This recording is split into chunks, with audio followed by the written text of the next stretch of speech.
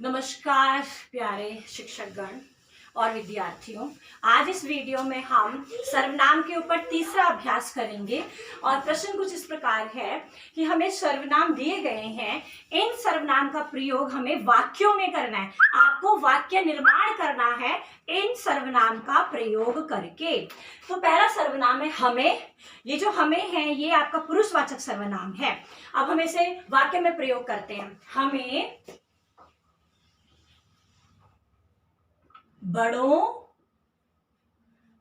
बड़ों का आदर करना चाहिए। कितनी अच्छी बात है कि हमें बड़ों का आदर करना चाहिए, हमें उनकी हमको रेस्पेक्ट करनी चाहिए। तो ये आपने हमें का प्रयोग इस वाक्य में किया।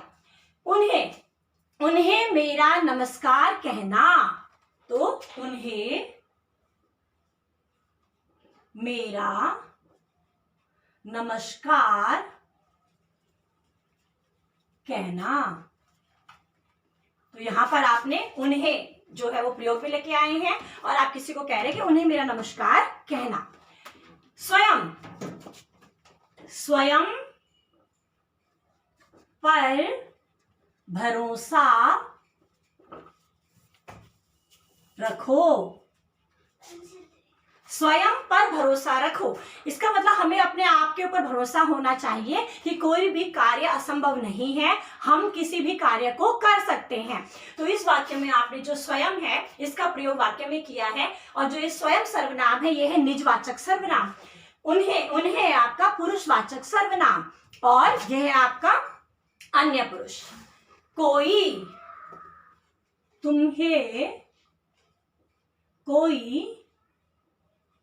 बुला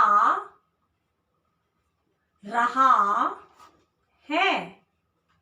हम किसी से कह रहे हैं कि तुम्हें कोई बुला रहा है, ये आपका अनिश्चयवाचक सर्वनाम है, क्योंकि जो कोई शब्द है यह अनिश्चयवाचक सर्वनाम है। और कोई हम प्राणियों के लिए प्रयोग में लाते हैं और कुछ हम निर्जीव वस्तुओं के लिए प्रयोग में लाते हैं। पदार्थ है, वस्तु है, उसके लिए आप कुछ का प्रयोग करते हैं और प्राणियों के लिए कोई का। और ये दोनों कुछ कोई ये हमारे अनिश्चयवाचक सर्वनाम होते हैं। कुछ दाल में कुछ काला है। अब ये जो वाक्य है एक तरह से मुहावरा है। दाल में कुछ काला मतलब कुछ गड़बड़ है, कोई सस्पेक्ट वाली बात है, कोई रहस्यमयी बात है और वो जो बात है वहां पे कुछ गड़बड़ हो रहा है, कुछ गलत हो रहा है। तो दाल में कुछ काला है। और जैसे मैंने आपको कहा कि कुछ जो है ये अनिश्चयवाचक सर्वनाम है और ये हम वस्तुओं के लिए प्रयोग में लेके आते हैं। वह मेरा भाई है। वह मेरा भाई है। हम किसी को पॉइंट आउट करके कह रहे हैं कि वह मेरा भाई है, यह है आपका निश्चयवाचक सर्वनाम, क्योंकि आप किसी विशेष व्यक्ति की बात कर रहे हो कि वह मेरा भाई है। निश्चयवाचक सर्वनाम। जहां चाह वहां रह। जहां चाह वहां रहा। तो जहां चाह वहां रहा, where there is a will there is a way. तो अगर आपने सोच लिया कि मुझे ये काम करना है, ये मेरी मंजिल है, तो आप उसको निश्चय ही प्राप्त करेंगे। इस प्रकार के जो वाक्य होते हैं ये संबंधवाचक सर्वनाम है। इसमें एक सर्वनाम का उसी वाक्य में दूसरे सर्वनाम के साथ संबंध को दर्शाया जाता है।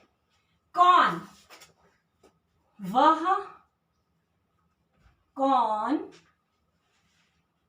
था।